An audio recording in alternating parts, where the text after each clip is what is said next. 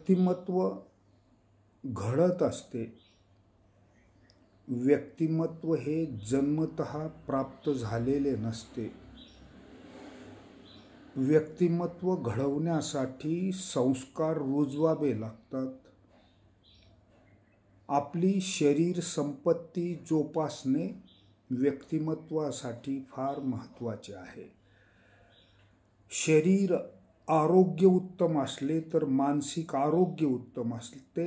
मानसिक आरोग्य उत्तम असले तर त्यातून निर्माण होणाऱ्या इच्छा या सत्संकल्पच असतात. सत्संकल्पाद्वारे उत्तम कर्म घडत जाते. उत्तम कर्म घडत जाते तशी त्या उत्तम करण्याचीच सवय लागत जाते आणि अशा तऱ्हेने उत्तम सवय जर अनेक वर्ष जोपासली तर चरित्र घडत जातं. मनुष्य चरित्रवान ठरतो. हेच व्यक्तिमत्व असतं. गुणांचा समुच्चय म्हणजे व्यक्तिमत्व. माणूस ज्ञानसंपन्न होतो, निष्कामपणे कर्म करतो, स्वतःचा भावनात्मक विकास साधतो आणि त्याचे व्यक्तिमत्व घडत जातं. शारीरिक, बौद्धिक, भावनिक व सामाजिक गुण अवगुणांची बेरीज म्हणजे व्यक्तिमत्व आहे. वर्तन, आवड, छंद, क्षमता आणि योग्यता यांचे एकीकरण म्हणजे व्यक्तिमत्व. गुणांचे संकलन व संघटन म्हणजे व्यक्तिमत्व.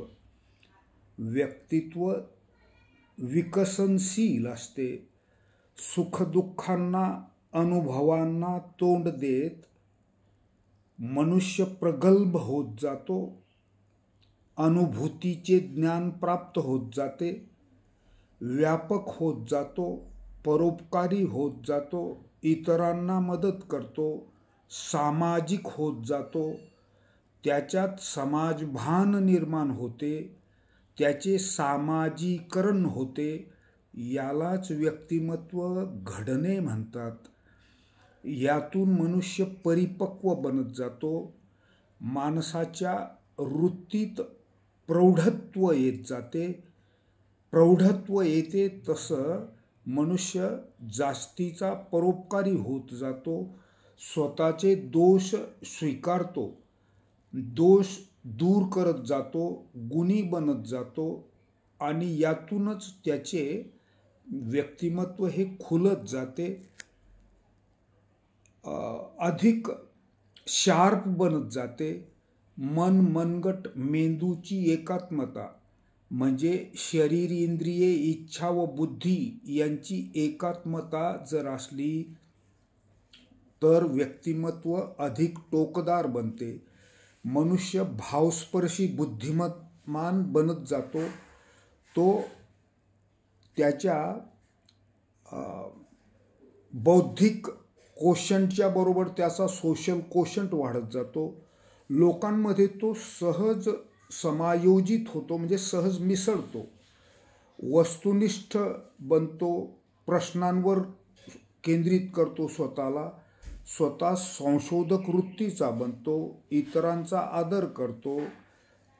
सत्य, अहिंसा, ब्रह्मचर्य, अस्तेय आणि अपरिग्रह या गुणांना धारण करत जातो.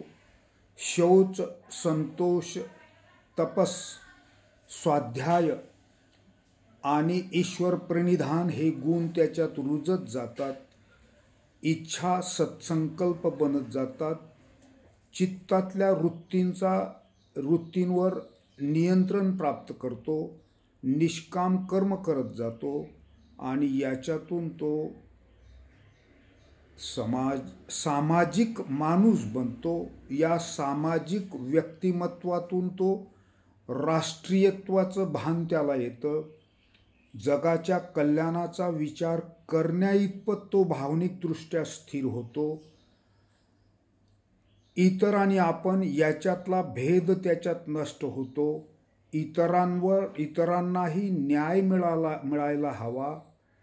इतरांनाही स्वातंत्र्य मिळायला हवं, समतेने वागायला हवं, बंधुता प्रस्थापित व्हायला हवी हे त्याला समजत जातं. तो देशाची राज्यघटनाच धर्म मानत जातो. त्याच्यातला विवेक टोकदार बनतो, तो विज्ञाननिष्ठ बनतो आणि त्यातून भावनांवर पूर्णपणे नियंत्रण येते. मन हे बुद्धीच्या ताब्यात येतं, बुद्धी शुद्ध बनते, चित्त शुद्ध बनतं आणि त्याच्यातून प्रत्येक निर्णय उत्तम होतो, यश प्राप्त होतं. या यशाचा परोपकारासाठी म्हणजे पदाचा परोपकारासाठी उपयोग करतो. त्यामुळे